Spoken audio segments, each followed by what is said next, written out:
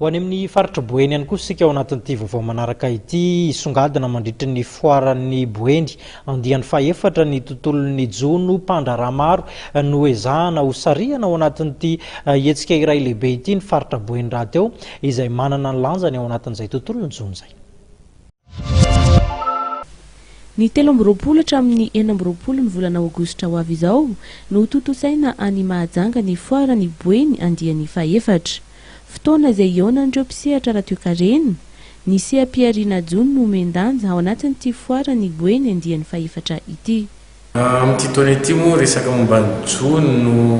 no hevitra be zany mapetraka satria io no fahitana azy no anisan'ny seha-piariana anankiray anisan'ny mampivoatra mampandroso ny faritra Boeny resaka jono sy ny ariana anaty rano ary zay no hevitra zay moa napetraka amin'ity hoe ny la pêche les ressources halieutiques comme levier de développement de la région Boeny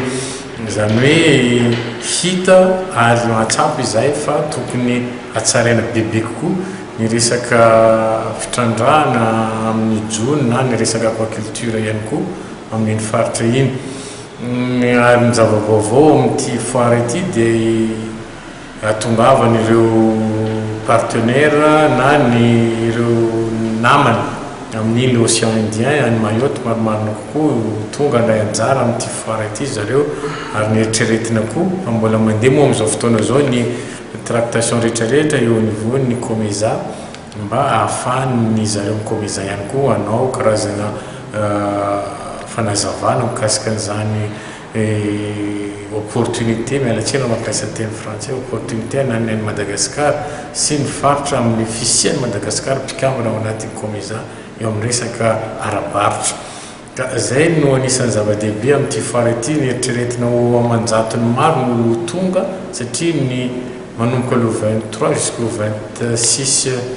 mois août eo zany eritreretina anaovana an'ity foara ity tafiditra ao anatin'ny fotoam-pialatsasatra moa le izy ary maro ihany koa ny zavatra miseho amin'ny faritra Boeny mandritran'io mado io ao misehatra ny resaka fizahantany misehatra resaka fivoriana maro samihafa.